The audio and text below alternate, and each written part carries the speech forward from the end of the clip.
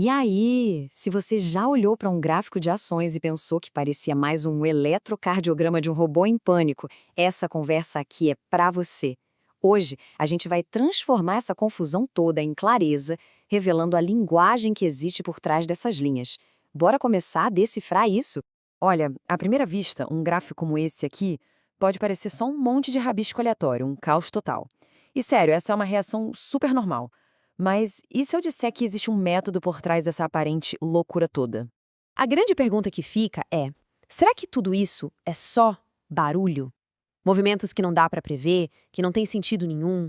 Então, a resposta é que não, não é ruído. Na verdade, isso é uma linguagem. E hoje a gente vai aprender o alfabeto, as letrinhas essenciais para começar a ler exatamente o que o mercado está querendo dizer.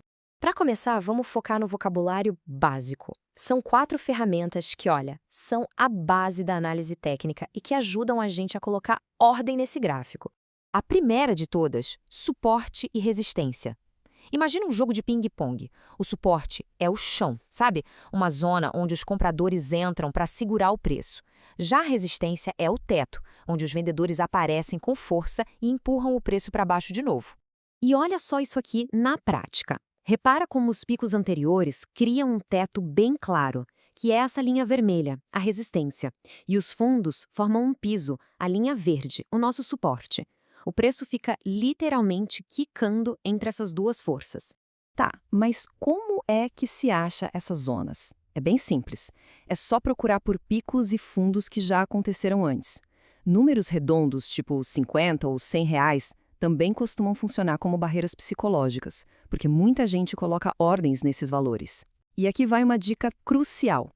Não pense nisso como linhas exatas, sabe? São mais como zonas flexíveis, tipo uma cerca de arame que até pode balançar um pouquinho. Nossa segunda ferramenta são as linhas de tendência. Se o suporte e a resistência são o chão e o teto, a linha de tendência é como se fosse a escada rolante. É ela que mostra para a gente a direção principal do movimento, se está subindo, descendo ou andando de lado. Olha que legal isso! Uma linha de tendência de alta, para ser considerada confiável, precisa conectar pelo menos 2 fundos, mas o ideal mesmo é ter 3 ou mais, que nem nesse exemplo.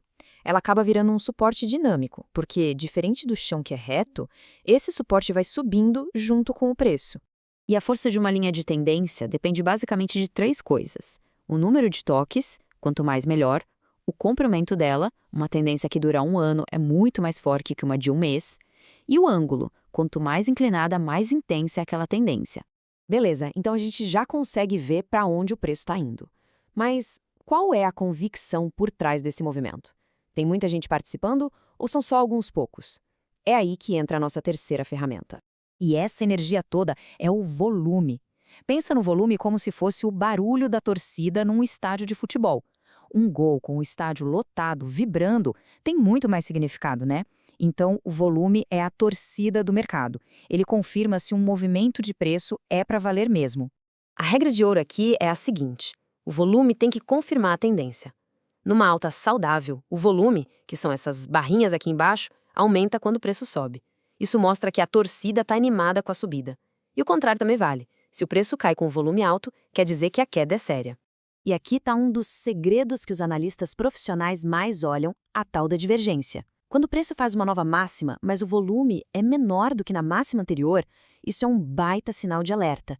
Significa que tem menos gente, talvez com menos convicção, empurrando o preço para cima. A torcida está ficando cansada e isso pode ser um sinal de que a tendência está perdendo força e pode virar a qualquer momento. A nossa quarta e última ferramenta essencial são as médias móveis. Elas funcionam como um filtro, sabe? Suavizam aquelas oscilações do dia a dia do preço para mostrar para a gente a tendência principal de um jeito mais limpo, com menos ruído. E assim como as linhas de tendência, as médias móveis também agem como um suporte ou uma resistência dinâmica. Nesse gráfico de baixa, por exemplo, a linha vermelha é a média móvel. Olha só como ela funciona como um teto móvel, uma resistência que o preço respeita e simplesmente não consegue passar. Certo, agora a gente tem a nossa caixa de ferramentas. Mas só ter as ferramentas não adianta nada, né? A gente precisa de um plano, de um projeto. Vamos ver agora como os analistas juntam essas peças para construir uma estratégia de verdade. A abordagem mais clássica é a top-down, ou seja, de cima para baixo. A analogia da viagem é perfeita para entender. Passo 1, análise de mercado. A gente olha o mapa mundi da economia. Os juros estão subindo ou caindo? A economia está crescendo? Isso é como escolher o país. Passo 2, análise setorial. Com base nesse clima, qual cidade se daria melhor? O setor de tecnologia, de energia? E o passo 3, seleção de ações. Dentro da cidade que a gente escolheu, aí sim vamos procurar o melhor hotel, que é a ação individual mais forte. O nosso objetivo é sempre encontrar as ações que são líderes, aquelas que estão na frente. E para isso, a gente usa duas lentes de aumento, a rotação de setor e a força relativa. Primeiro, a rotação de setor ajuda a gente a descobrir qual é o bairro que está mais aquecido no momento. É que a economia não é igual para todo mundo, né? Às vezes, a tecnologia está bombando, em outras, é o setor de energia. Depois, a força relativa funciona como um GPS para achar a melhor casa nesse bairro. É uma ferramenta que compara uma ação com o mercado para ver se ela está se destacando de verdade, se ela é uma líder. Ok, vamos amarrar tudo isso agora num processo bem claro que dê para colocar em prática. Resumindo, o fluxo é este aqui. Primeiro, usar as 4 ferramentas para ler o que cada gráfico está dizendo.